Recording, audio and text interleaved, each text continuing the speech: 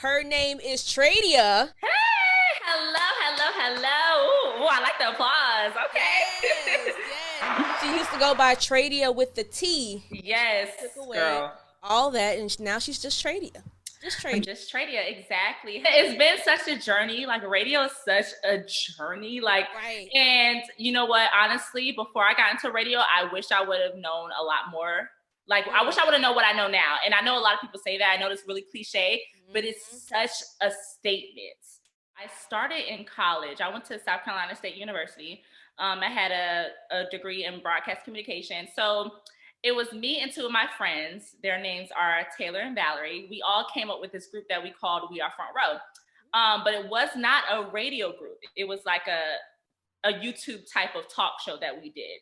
Wow. So we did countless numbers of episodes on our campus. Had a lot of the students there come on the show. We talked about a lot of things like Black Lives Matter, which is the craziest thing back in the day, which I've been out of college since 2016, but back then. We highlight a lot of things, colorism, so many things, to where we was actually picked up by the Real Daytime talk show in Los Angeles to be the guest on their show. Wow. So we was able to fly out to Los Angeles, and we actually got to be on the show, talk about our journey, and want to be talk show hosts. So we did that, and we tapped into our campus radio station for a little bit, but it didn't really go our way. I don't know. For some reason, it didn't go our way. Like we had a lot of pushback, but it was such a great campus radio station that people started to say, "Hey, I want to see what's up with this radio station." But with us, we decided like, okay, we can't really put our platform on this radio station, so we're going to take it to YouTube. So that's what we did. But out of the three of us, I think I more so had a passion for radio some weird way. Like I gravitated more to radio. I wanted to learn more about radio. We took a lot of radio classes, but out of the three of us, that was something that I was very interested in. And I've always been told that I had a different type of voice or a distinctive type of voice. And You do. yeah. And then on top of that, like, a lot of people say like my name, which is my real name is Tradia. So it just, for some reason, I felt like I've always been creative in a sense because it's like I was born into this. Right. So we did the reel, and I kind of tapped into the radio station at our school for a little while. And then we graduated. So once I graduated, I had to talk to my older sister who was just about to have a baby. So she had her baby, which is my niece, and then she was going back to work. So she was just like, "Hey, you're graduating. I know you don't have a job right now. Do you mind watching my daughter at the house until you find a job?" And I was like, "Okay, I don't have to go back to Columbia, South Carolina. I can be in Charlotte. That's fine." So I did that for about a few months. But while I was sitting there watching my niece at the time, she was like a little baby, like 3 months. I came across this internship at Streets 1033 in Charlotte, and they posted on their Instagram page like interns wanted. So I was like, okay, I know the internship process because in college I didn't really necessarily tap into internships the way I should have. I've done a little bit, but not necessarily where I could have had a job after college. So I just DM'd that Instagram page like, "Hey, I would like to apply to be an intern." And they just said, "Okay, send in your stuff." And that's what I did. I was a little hesitant because I was not getting it for a credit, but that's what I loved about Streets at the time. And they probably still do this. A lot of students or a lot of people don't even need to have like a college credit or school credit in order to be an internship. And we know with radio stations, that's like crucial in order to get in the building. But for me, I was just able to like, "Hey, can I come in?" And what really sealed the deal is that me and my friend Valerie, we were still doing things in Charlotte. We'll have like a little camera. We'll do interviews around Charlotte. One that really led me the internship is when I did Duchess from Black Ink Crew. Me and her kind of like, I slid in Duchess DMs and asked if we could do an interview. Yeah, and that's one thing I'll tell people, to please slide into the DMs because Don't it worked slide for me. into Tradia's DMs, but slide into. I will put you in the general section or the other side. No, I'm just playing. So with me, we, like I said, the one that really, really landed me the internship was that interview. They asked me how I went about the interview, and I told them straight up, like, "Hey, I hit her up. I slid in her DMs. I told her what we're trying to do. And we got the equipment. I think we paid for the equipment. We didn't have our own stuff, but we paid somebody to use their equipment. Wow. We interviewed them, put it on YouTube, got like maybe like 3,000 views now. But that really sealed the deal. And so from there, I was able to become an intern at Streets 1033. I did everything from production to running the morning show to just being like under the PD, learning from the PD and everything like that. And so it came time to where, those cuts came again, and I got to stay because I knew how to do everything. I got my first contract, and then I was able to do Saturdays, and then I ended up getting a midday slot. I did it with Johnny KD, who was also really big in Charlotte. I did it with him, and then, he went on to do his own thing, and I was able to stay on the middays for a little while. And then time came where I stayed in that position probably like 5 months until the other opportunity came about. Tradia took a big role in Richmond. Her first full-time gig in Richmond with Rain. First full-time. I loved it. Can't lie to you. I still love it to this day. Right. And you were only there for a short amount of time, but you killed it while you were there. You were very involved in the city. Thank you. And very involved with the company itself. And then all of a sudden it was taken away from you. I'm not going to lie. If we're going to speak about it, that was the hardest time of my life. And that's what the hardest. How did you bounce back from that when it all came down? Because obviously it wasn't your fault. You had nothing to do with it. It was just a matter of COVID. Right. COVID and COVID. Right. Yes. So to be honest with you, I felt it coming. Mm-hmm. I was talking to one of the radio guys who was on the other station, and we had a conversation. I was just like, out of nowhere, I just said, do you think I'm gonna get cut? Out of nowhere. I've never really asked that question to anybody. And then he was just like, hey, I'm gonna be honest with you. You never know. Shoot, I can be cut too. Because, it was just different times. And like, for some reason, that was in the back of my mind. I just felt like God was kind of preparing me for it, because like taking the job in Richmond was probably the happiest time of my life, not only in my career, but in my personal. Like, that was my first time moving out on my own. That was my first time paying rent. That was my first time being really independent and being an adult, not knowing anybody. I made friends here. I met a lot of dope people, and I really, that move to Richmond really put my name out there. And it really showed me what I'm capable of doing. I learned so much with the company. I got to do things I never thought I would do, like going to Memphis and St. Jude. All those things were so special for me. And I appreciate working with a company that, did those things. But that same company did, break my heart. I'm not gonna lie. It really broke my heart, but it was my first heartbreak. And, it took me months to get over it. Like, girl, like it's still hard for me to talk about, because I'm good now. I'm definitely good now. But if I ever had any doubts if I was depressed, that moment was me getting let go. Was that moment. Like, oh, Tradia, you might be depressed. Like, you really might need to go see somebody. Like, I was sitting here in the dark, no tea, just sitting. Like, it was like such an outer body experience for me. Mm-hmm. Only because it was nothing I can do about it. Right. It was out of your control.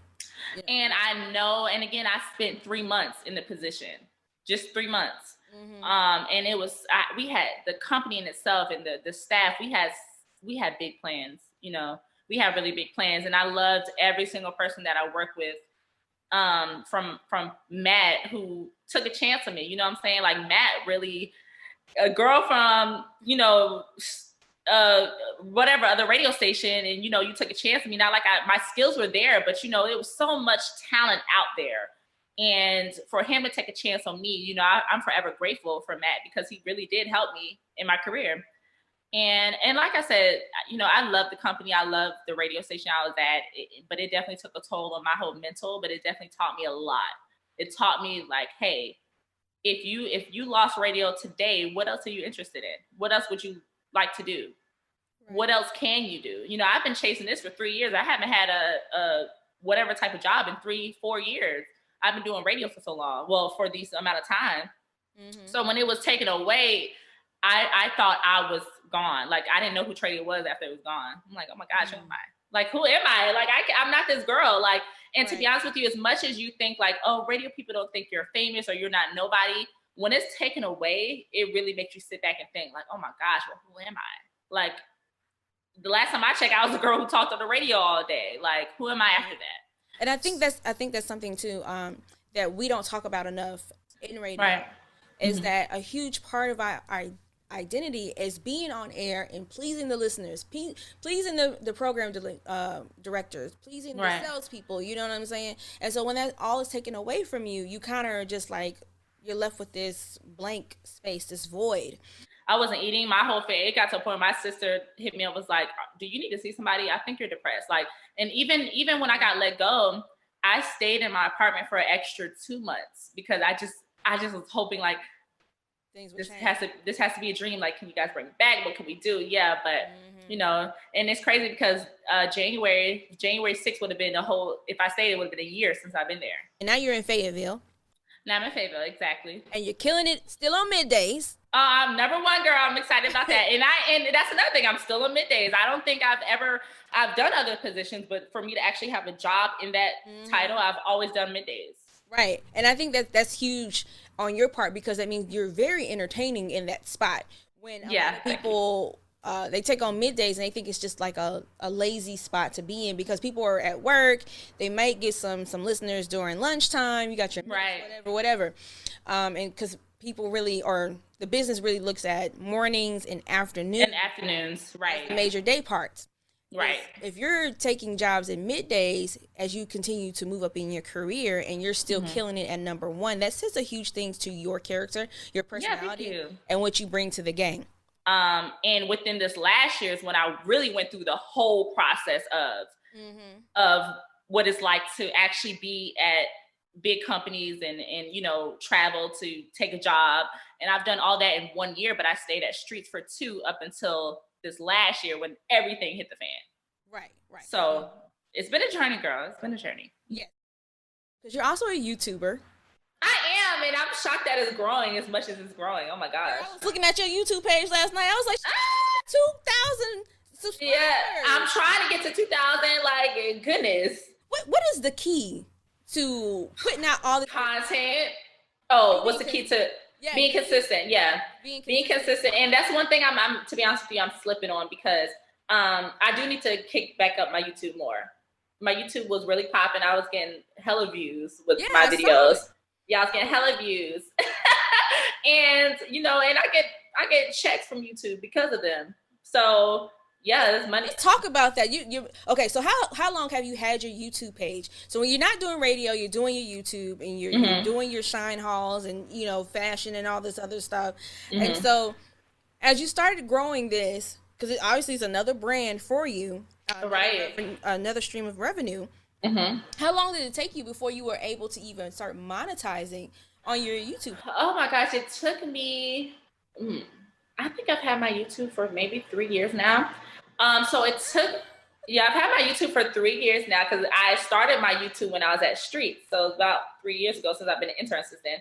So I had about 3 years and it probably took me, I would say probably a year to really, but it also took those viral moments for them to really pick up my subscribers. Like for one, the one interview that really kicked off my YouTube channel is when I interviewed Country Wayne, who's the comedian. And, you know, we touched on, cause that was when him and Just Hilarious were just breaking up. And that was kind of like a hot topic. Right. So I got to interview him and I straight up asked him like, are y'all still together? And he said his little thing or whatever.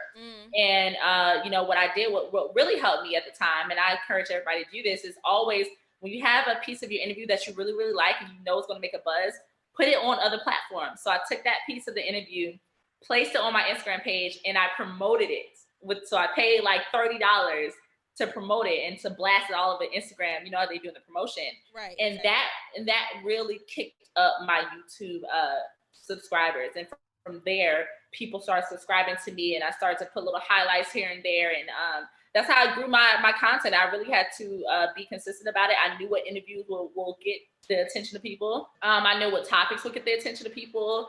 And I tuned into that. And that's what really helped to get my subscribers up. It's crazy. I beat myself up all the time because I have all this free time. I'm like, oh, I could be doing YouTube. But it's a mental thing, girl. I still got to get myself together here. Right. And it's okay because sometimes it's okay to take a break. I think that, we have to remember in this age of social media, which is going to be my next question to you, we have to take a break for our mental. Right. In this age of social media, do you believe it's helped your brand a lot more as a radio personality? Oh, for sure. Because that's where people are. We all are on social media, who else is just listening to the radio and don't have an Instagram page or a Facebook page or, so yeah, social media has definitely helped me. My YouTube has definitely helped me. I think that's where I'm the most creative because there's no rules on my Instagram.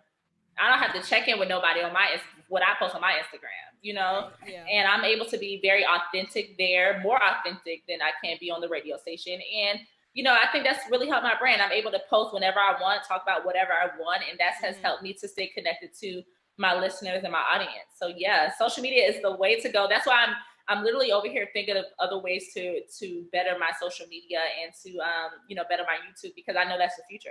You're catering to your audience. So exactly. How are you figuring out what works and what doesn't work when you're posting your content? I know you say you post whatever you want, you kind of just put whatever you can out there, but obviously you're still figuring out or you're working through what works for your followers and your listeners that follow you. So how do you figure that part out?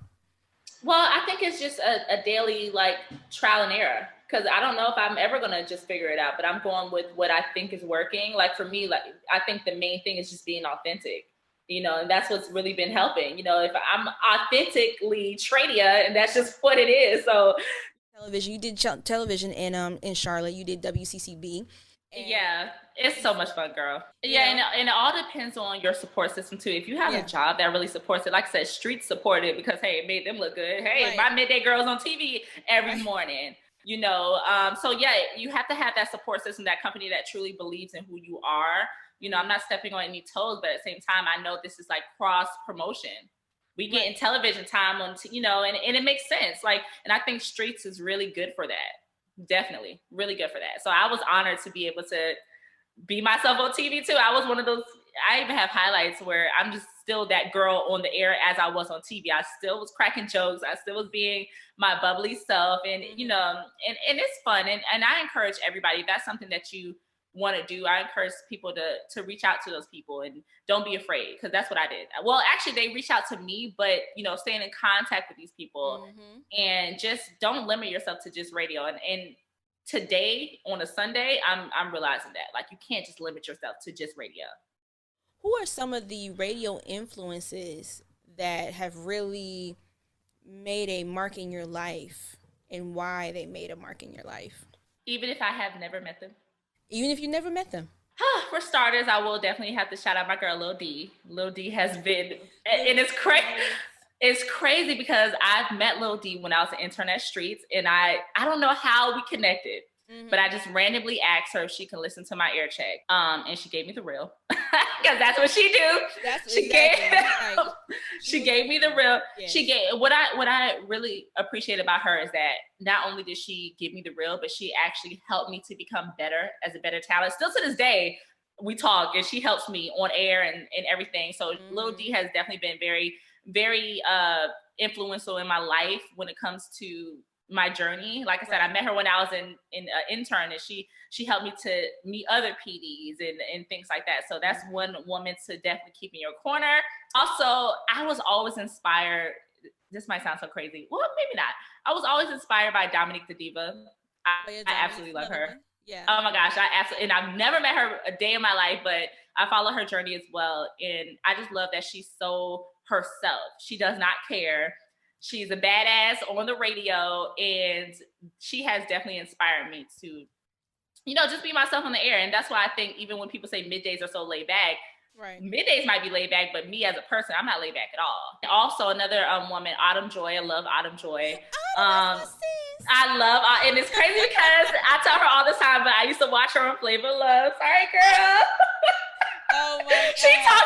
She talks about it though. My little behind did not need to be watching no Flavor of Love, but it's all good. She's also one of them as well. And, you know, the list goes on. And I've also been inspired by a lot of guys in radio too. You know, I've had more men mentors than I've had, you know, women. Oh, and I would like to shout out my friend. Her name is Miss Tanya. She worked on WCCB and TV with me. So she was also one of those mentors to me as well. So, you know, it's been a few people that I can still call up and you know, holler at them. As you mentioned, like a lot of times you have more male or more male mentors than women, and I think that that's a little sad. Whenever you can get a woman mentor and she takes you on under her wing and she really helps you grow into who you're becoming, I think that's something that you have to always treasure because you don't find too many of them. You don't. What is your biggest fear in continuing your love for radio? Okay, my biggest fear I would say is probably allowing radio to take me anywhere just for a job. Meaning I'm not trying to be that radio personality that bounces from city to city, state to state. The whole idea for me, I love those radio personalities that have longevity, that really connect with their audience and love where they're at, love to touch a community. And you know, moving from place to place has taken a toll on my mental, honestly, my physical, all that stuff. You know, it's not as easy as people may think. Right. It's not. And for me, I don't want to be that person that chases radio just because. You know, I love radio. Don't get me wrong. I love it to death. But at the same time, I don't know if I can say I love it enough to where I'm just bouncing every month place to place just to say I have a radio job. That's one. That's one. Yeah. And my other fear, and to be honest with you, I would say, I don't know if I'm even afraid of being let go anymore. Like I'm kind of great. I'm not gonna say I'm grateful that happened to me, but it really opened my eyes. Like it has opened my eyes to bigger, to always put myself first. So God forbid if that was to happen, I know what to do. So I think one of my biggest fears is that like I will let radio really consume me as a person. And, you know, cause I have other aspirations, you know, like, you know, I want to, and me and you talked about this before, you know, marriage, kids and all that stuff, want to be stable. You know, those are real aspirations of mine. Like other than being on somebody's radio station or, you know, television station. So these are, if I would say my biggest fear would have to be that. But other than that, I'm here for the journey. I'm here for the ride, whatever God has for me. I still love radio, still would love to be in radio, still am in radio, and I love it to death. I love it, you know, but again, if we're talking about fears, what I've been through in 1 year with 3 different radio stations, like, it's been a lot. So I would love to just make a place my home and grow with that home. And, you know, again, I also can't control my own destiny. If God says I got to move, then I got to move.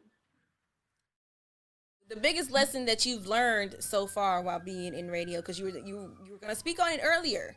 For me, I was just so eager because what I see, looks so glamorous and looks this, that, and third. So for me, again, like you said, I wish I would have researched more about different companies and research, you know, how they do things and what one company does doesn't necessarily mean the next person does, because that's what I took with me. Just because I came from this company and we do it this way doesn't mean we're doing it like this over here. Oh, yeah. Definitely. And that's what I had to learn. So I had to kind of scale back a little bit and like, okay, you're right. I'll let you have it. It's, you know, so again, for me, I just wish that like I had all the tools and knowledge. And I know you're not going to get it all because I'm still learning to this day different things. And just, you know, just really authentically being myself no matter what. Don't let it consume me as much as it has.